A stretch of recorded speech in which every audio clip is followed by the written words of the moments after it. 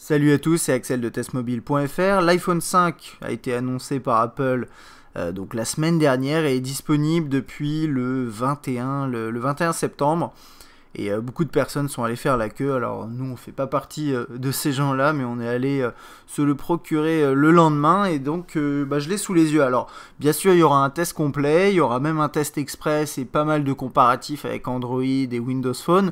Mais on va commencer juste là par une vidéo un peu particulière par rapport à ce qu'on fait, à savoir un déballage complet et une première mise en route, parce que disons que pour moi c'est un petit peu nouveau. C'est vrai que j'ai l'habitude surtout de tester des produits Android, et même si on a testé le 4S ici, c'est vraiment c'est assez nouveau pour moi et je pense peut-être pour vous. Donc ce qu'on va faire là, c'est qu'on va le sortir directement de son petit sac. Et oui, la boîte, c'est une boîte classique Apple, hein. Il n'y a pas eu de chamboulement de ce côté là. Voilà la petite boîte comme ça.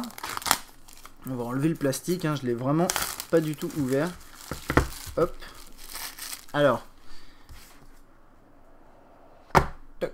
Donc voilà, donc ça c'est la version blanche, comme vous pouvez le constater. Et la première chose qu'on voit, c'est on a l'impression que la vidéo est déformée. Non, il est vraiment très long, quoi. Enfin, il est vraiment très long. Il est vraiment beaucoup plus long que ce qu'on a eu l'habitude de voir. Ce qu'on a l'habitude de voir, ce qu'on avait sur le 4. Alors hélas, j'ai pas de 4 ou de 4S à vous montrer pour pouvoir le comparer. J'en suis désolé, mais je vais pouvoir vous le mettre en comparaison avec d'autres terminaux. Et puis on va faire un petit tour de l'appareil, mais bien sûr on ira plus en profondeur lors du test. Et là franchement il est vraiment léger, quoi. Il est plus léger que le 4. On va faire le petit déballage comme je vous disais. Alors on ouvre là, on a du grand classique de chez Apple, hein. Ici, on a quelques petites notices. Hop. Voilà, c'est pas passionnant. Mais, comme d'habitude, on a toujours les petits autocollants. Si vous avez envie de coller ça sur votre PC sous Windows ou sur votre voiture, si vous avez envie de montrer que vous êtes fier d'avoir un produit Apple. Alors, là, on a un bloc de chargement qui est à peu près, qui est même le même que ce qu'on avait avant. Il a peut-être été réduit en termes de taille, je sais pas trop, mais bon, c'est du classique. Là, on a le câble, alors, le fameux, le nouveau, alors, vous le savez, hein, avec le nouvel iPhone, vous avez un nouveau connecteur qui s'appelle le Lightning, le connecteur Lightning, et donc on n'a plus le 30 pins qu'on avait sur les précédentes versions. Du coup, il faut changer tous vos connecteurs, et en même temps, vous avez voilà, le nouveau connecteur ici, qui est plutôt sexy, je dois bien le reconnaître. On va essayer de le plugger, voilà, ça se plug comme ça. Ça ressemble un petit peu à du micro USB en termes de taille, si je devais juste pour avoir un petit aperçu. Parce que c'est vrai qu'au niveau des standards, Apple c'est particulier, non, c'est un peu plus petit que du micro USB, hein. Voilà. Et bon, on aurait aimé peut-être avoir du micro USB enfin sur ce nouvel iPhone, mais bon, on va dire que voilà, c'est comme ça. Et pour adapter tous vos accessoires qui fonctionnent avec les précédents connecteurs, il va falloir acheter l'adaptateur qui n'est bien sûr pas fourni. Faut pas non plus trop en demander. Alors, on a bien sûr les nouveaux écouteurs. Si je me trompe pas, ils s'appellent les EarPods. Dans une petite boîte qui est plutôt sexy et qui est scotchée. Du coup, ah non. Voilà, on casse tout, on ouvre ça. Plutôt élégant, hein, quand même, tout est bien emballé, etc. Enfin, et ça, je pense que c'est même une boîte que vous pouvez conserver si vous avez envie de stocker vos écouteurs proprement. C'est plutôt pas mal. On a un petit câble vraiment souple, de qualité. C'est toujours ça qui est bien chez Apple, hein. On paye une fortune le produit. Alors d'ailleurs, pour info, celui que j'ai sélectionné, c'est le 16. C'est peut-être écrit quelque part. Non, si, je ne sais pas. C'est le 16 Go, donc en version blanche, et il m'a coûté la bagatelle de 679 €. Ça fait quand même mal aux fesses, mais je pense qu'on va bien s'amuser avec. Alors hop, voilà. On a des écouteurs comme ça. Alors bon, pour l'instant, vous voyez bien, hein, c'est la première fois que je les ouvre. Je vais pas pouvoir vous donner mon avis sur la question. Ils ont l'air un peu plus ergonomiques, c'est sûr, que les précédents, et d'après ce que j'ai lu, ils sont pas mal du tout. Donc on aura l'occasion de les essayer, je vous donnerai rapidement mon avis dans le test complet de l'appareil.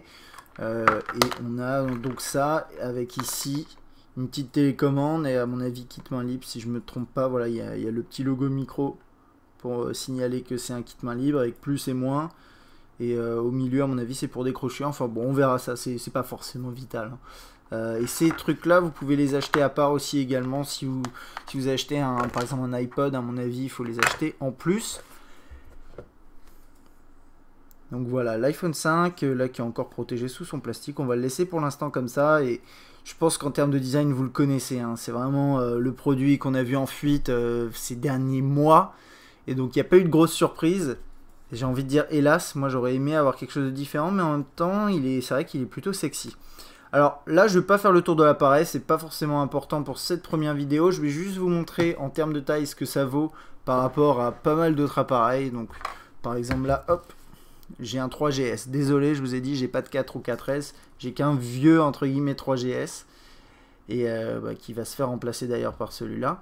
Donc on voit bien la différence de taille, mais essentiellement en hauteur. Après en largeur, le 5 est un tout petit peu moins large.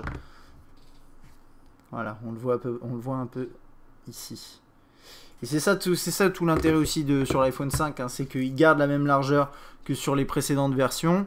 C'est surtout, enfin c'est essentiellement en hauteur que ça augmente. Et c'est pas inintéressant. C'est un choix qui est à mon avis vital sur ce produit. Vous avez peut-être pensé que voilà, c'est un peu gimmick d'avoir augmenté la taille de l'écran, mais faut comprendre que le succès aussi de l'écosystème iOS repose sur le fait que la résolution soit restée la même, que la taille de l'écran soit restée la même, en tout cas pendant un certain temps. Et bon, là, ce petit chamboulement, ça devrait pas trop poser de problème. Et c'est plutôt une avancée a priori. Alors là, on le voit à côté d'un One X, hein, bien sûr, en termes de taille, ça n'a rien à voir, puisqu'on a un écran bien plus gros. Je vais le mettre à côté également. Là, on a que des terminaux blancs, c'est intéressant. D'un LG S3. Alors, bien sûr, on aura l'occasion de voir différents comparatifs en termes de performance, etc. Je vais mettre quoi? Hop, je vais remplacer le LG S3 par un appareil qui fait à peu près la même taille. C'est le Xperia J de Sony. Donc là, on voit que niveau taille, c'est à peu près la même chose. Hein. C'est à peu près la même chose. Avec un iPhone 5 qui est un tout petit peu plus fin, et puis bon, qui est quand même plus élégant, mais c'est pas non plus le même prix. Là, on le voit à côté d'un Lumia 800. On a un terminal avec un écran de taille très similaire. Donc là, on voit, au niveau de la taille, c'est vraiment... c'est kiff-kiff. Hein. Voilà. En termes d'épaisseur, bon, le 5 a l'air plus fin. Qu'est-ce que j'ai pour terminer ? Mon cher et tendre Galaxy Nexus, qui est bien sûr énorme à côté. Mais bon, c'est normal. Puis au niveau de l'épaisseur, pareil, hein, c'est... Bon, c'est pas non plus flagrant, surtout sur le haut. Après, ici, ça change un peu. C'est vrai que c'est un appareil qui est très fin. Après, moi, je pense que ça sert à rien de descendre en dessous de cette finesse-là. Enfin, ça n'a pas vraiment d'intérêt en soi d'avoir un terminal extrêmement fin. Mais là, c'est vrai que dans l'état, il est vraiment très sympathique. Alors, ce qu'on va faire... Ce que je vous propose dans cette vidéo, c'est simplement de faire une première, comment on dit, un premier démarrage. Moi, j'ai jamais démarré moi-même. C'est la première fois que j'achète en fait un iPhone moi-même, même si c'est pas moi qui vais l'utiliser. Et donc, on va le démarrer, puis on va voir ce qu'on nous affiche, quoi. Alors, a priori, depuis les dernières versions d'iOS, il n'y a plus besoin de... C'est même pas a priori, c'est sûr. Il n'y a plus besoin d'être connecté à un ordinateur pour pouvoir configurer l'appareil. Du coup, je ne vais pas avoir besoin de me brancher.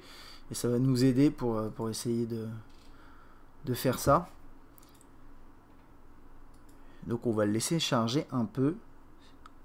Si je vois que le chargement est un peu long, je couperai. Non, c'était rapide. Donc là, on le démarre. Voilà, on voit toutes les langues qui défilent ici. Donc parce que pour l'instant, on n'a pas déterminé de langue. Et hop, voilà. Ok, alors il me dit qu'il n'y a pas de SIM card, enfin de carte SIM. Et effectivement, pour l'instant, j'ai pas encore la nano SIM. Ah oui, ça c'est quelque chose qui est important, c'est que l'iPhone 5 tourne sur une nano SIM qui est un troisième standard qui a été un petit peu imposé par Apple. Mais il faut savoir que généralement, enfin la majorité des terminaux qui sortiront en dehors de celui-là tourneront sur des micro SIM, je pense, pendant encore un certain temps. Voilà, puis en soi l'intérêt d'avoir la SIM plus ou moins grande, ça agit pas tellement sur la taille de l'appareil. C'est un peu étrange d'ailleurs d'avoir choisi la nano SIM, mais bon. Bon, on va voir si on peut quand même le valider, le lancer sans avoir de SIM, je vais voir. Et puis bon, sinon on insérera une SIM. Même si j'en ai pas, j'ai pas de nano SIM, donc ça va être un peu compliqué, on va voir. Bon, ok, débloquer et activer l'iPhone, très bien, c'est pas grave. Donc là, on choisit le pays, la région. Je vais me connecter en Wi-Fi. On va faire ça tout de suite. Alors là, il est en train de s'activer.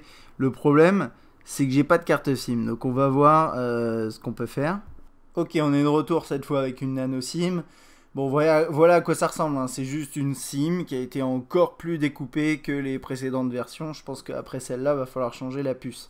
Ok, donc on va l'insérer. Pour l'insérer, c'est simple. Vous avez comme d'habitude pour les iPhones, hein, vous avez ce petit élément-là qui est fourni. Vous l'insérez là-dedans. Vous avez un tiroir qui doit s'ouvrir normalement. Et à chaque fois, ça fait peur. Voilà, hop. Toc. Un petit tiroir qui s'ouvre. Une fois que la nano SIM est insérée dans le petit tiroir, on a juste à l'insérer là-dedans. Toc. Voilà, c'est réglé.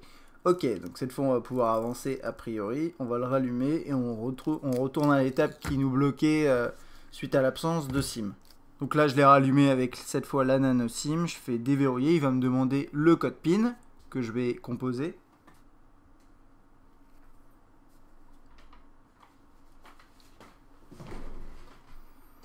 Donc on continue voilà, dans les étapes qu'on a vues tout à l'heure. Normalement ça c'est bon du coup. Et là il va pouvoir l'activer.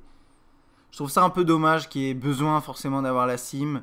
J'imagine qu'il voilà, il le lie de toute façon à cette SIM. Je me demande du coup comment ça se passe avec les iPhones si on active avec une autre SIM et qu'ensuite on change de SIM. Enfin, est-ce que ça pose un problème ou non? J'admets que je suis un peu toujours réticent à tous ces systèmes un peu fermés où finalement vous pouvez même pas utiliser l'appareil sans avoir de SIM. C'est un peu... Bah, c'est pas très logique quoi. Donc là je sais que l'iPhone on peut l'utiliser sans SIM une fois qu'il a été activé. Je pense que c'est pour l'activation, la première activation. Mais je sais qu'avec les terminaux Android on n'a pas besoin de ça et c'est quand même plutôt pratique. Donc là pendant que ça active je vais couper. Ah bah non je vais pas couper puisque c'est bon. Ok, activer ou non la localisation. Vas-y je vais faire activer, ça va être bien. Donc là il me demande est-ce que je veux le configurer comme un nouvel iPhone, restaurer à partir d'iCloud si vous avez sauvegardé vos données sur l'iCloud, et restaurer à partir d'une sauvegarde iTunes. Donc si par exemple vous aviez un iPhone avant, où vous basculez voilà, sur le 5, vous pouvez faire une sauvegarde de votre appareil et ensuite faire la bascule. C'est plutôt pratique, moi je vais demander à le configurer comme un nouvel iPhone. Donc là il va falloir que je me connecte à mes identifiants Apple, c'est ce que je vais faire. Là c'est bon, je me suis connecté à mon compte, hop, je vais accepter, j'accepte ces conditions, et maintenant il configure le système en fonction également de l'identifiant que je viens de mettre. Est-ce qu'on utilise ou non iCloud? Moi dans un premier temps je vais dire ne pas utiliser. Utiliser Siri, bah oui bien sûr, Siri c'est absolument indispensable. Diagnostic et utilisation... on s'en fout, ne pas envoyer. Votre iPhone est configuré, vous pouvez maintenant découvrir le système iOS. Super. Donc voilà, il est activé, déverrouillé, ça fonctionne bien, on capte SFR, il n'y a pas de souci. Alors bien sûr, on va découvrir le produit, mais ça c'est lors du test et on fera le tour de tout ça. Vous inquiétez pas, on fera vraiment un test complet. Il y aura aussi une version express pour ceux qui ont pas forcément le temps.